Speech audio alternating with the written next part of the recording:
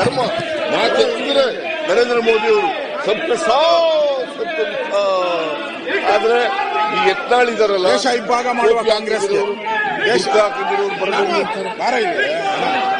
ಟೋಪಿ ಹಾಕಿದ್ರು ದೇಶ ಇಬ್ಬಾಗ ಅವ್ರಿಗೆ ದೇಶ ಇಬ್ಬಾಗ ಈ ದೇಶದ ಪ್ರಜೆಗಳಲ್ವಾ?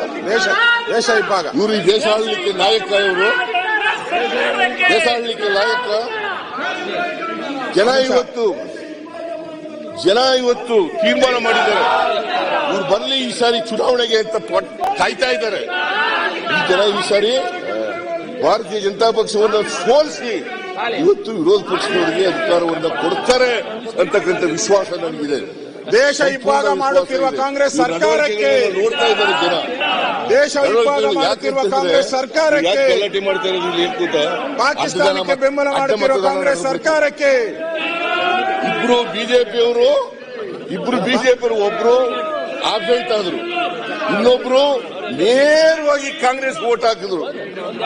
ಅದನ್ನ ಮರೆಮಾಚಲಿಕ್ಕೆ, ಅದನ್ನ ತಪ್ಪಿಸ್ಕೊಳ್ಳಲಿಕ್ಕೆ, ಅದನ್ನ ಮುಚ್ಚಾಕ್ಲಿಕ್ಕೆ ಇವರು ಈ ನಾಟಕ ಆಡ್ತಾ ಇದ್ದಾರೆ.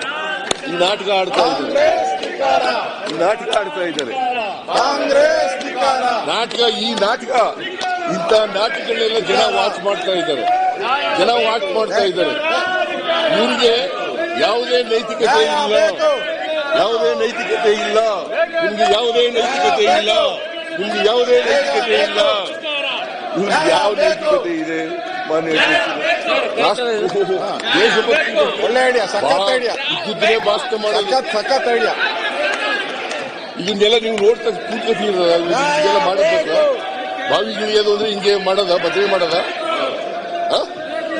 This is not correct. You must take action. ಈ ಕಡೆ ಬಂದ್ಬಿಡು, ಜ್ಞಾನೇಂದ್ರ, ಇಲ್ಲಿ ಬಂದ್ಬಿಡು. ಮಾನ್ಯ ಅಧ್ಯಕ್ಷರೇ,